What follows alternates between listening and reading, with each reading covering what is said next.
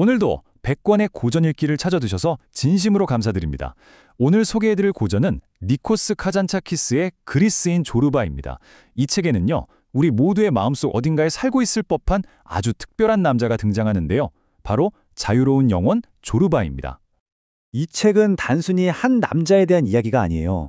어쩌면 우리 마음속에 잠들어 있는 가장 자유로운 그 영혼을 향한 뜨거운 찬사일지도 모릅니다. 시대의 억압 속에서도 오직 자기 심장이 이끄는 대로 온몸으로 삶을 살아낸 그의 모습은 정말이지 경이롭다는 말밖에 안 나오더라고요. 자, 본격적인 이야기에 앞서서 제가 여러분께 이 질문을 먼저 던지고 싶습니다. 여러분은 지금 삶을 읽고 계신가요? 아니면 진정으로 살고 계신가요? 책과 생각 속에서 삶의 의미를 찾고 있는지, 아니면 온몸으로 부딪히면서 삶 그 자체를 경험하고 있는지, 바로 이 질문이 그리스인 조르바가 우리에게 던지는 가장 근본적인 화두입니다. 이 이야기의 중심에는요, 삶을 대하는 방식이 정말 정반대인 두 인물이 있습니다.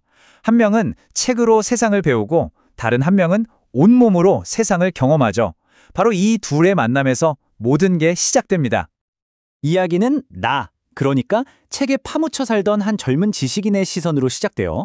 그는 진짜 삶을 찾아보겠다고 크레타 섬으로 향하다가 운명처럼 알렉시스 조르바라는 남자를 만나서 자기 사업의 감독으로 고용하게 되죠. 조르바의 지혜는요, 책에서 나온 게 아니라 온몸으로 부딪혀서 얻은 아주 생생한 경험 그 자체였어요. 이게 바로 화자가 조르바를 처음 만났을 때 느꼈던 인상입니다. 머리로만 살던 그에게 조르바는 마치 살아 숨쉬는 대지 그 자체처럼 아주 원초적이고 생명력이 넘치는 존재로 다가왔던 거죠. 그렇다면 이 조르바라는 남자는 우리에게 어떤 삶의 지혜를 가르쳐 줄까요? 그의 첫 번째 가르침은 아주 사소해 보이는 욕망, 특히 육체의 욕망을 다스리는 법에서부터 시작됩니다. 바로 그 유명한 버찌 사건인데요. 끓어오르는 욕망을 다스리는 조르바만의 방식은 정말 독특하고 어쩌면 좀 충격적이기까지 합니다. 어린 시절 조르바가 버찌가 너무너무 먹고 싶어서 밤낮으로 버찌 생각만 했대요. 결국 그는 이 버찌라는 욕망이 자신을 지배하는 것에 화가 나서 아버지 돈을 훔쳐다가 버찌 한 소쿠리를 몽땅 사버립니다. 그리고는 토할 때까지, 정말 질릴 때까지 먹어치우죠. 싹 다 토해내고 난 뒤에야 그는 비로소 그 버찌에 대한 미련에서 완전히 해방됩니다. 이 이야기에 담긴 철학이 바로 조르바의 핵심이에요. 그에게 자유라는 건 욕망을 억누르는 게 아니라 오히려 그 욕망의 끝까지 가서 정면으로 마주하고 완전히 털어내버리는 거죠. 이렇게 그는 욕망의 노예가 아니라 주인이 되는 법을 스스로 터득했던 겁니다. 자, 육체적인 욕망을 다스리는 법에서 이제는 감정의 영역으로 한번 넘어가 볼게요. 조르바는 상상할 수 있는 가장 깊은 슬픔을 과연 어떻게 마주했을까요? 사랑하는 첫째 아들 디미트리의 죽음 앞에서 조르바가 보인 반응은 우리 모두를 정말 숙연하게 만듭니다. 그의 애도 방식은 세상의 모든 상식을 뛰어넘었거든요. 남들이 보기엔 미친 짓이었겠죠. 하지만 조르바에게 춤은 그 슬픔을 이겨내기 위한 필사적인 몸부림이었던 거예요. 말이 막힐 때, 영혼이 터져나갈 것 같을 때 그는 춤을 췄습니다. 그 춤은 절망에 무릎 꿇지 않겠다는 그의 의지였고, 그 끔찍한 고통마저도 삶의 일부로 받아들이겠다는 그만의 방식이었습니다. 이제 마지막이자 가장 깊은 울림을 주는 가르침으로 넘어가 보겠습니다. 조르바의 그토록 치열한 생명사랑이 대체 어떤 어두운 과거 위에서 피어났는지를 알 수 있는 대목이죠. 화자의 질문에 조르바는 마지못해 자신의 전쟁 경험을 털어놓기 시작합니다. 그가 젊은 시절 발칸 전쟁과 크레타 독립운동에 참여했던 그 시절의 이야기 말이죠. 조르바는 처음엔 애국심을 믿었지만 전쟁터에서 마주한 건 인간이 얼마나 잔인해질 수 있는지에 대한 끔찍한 현실이었습니다.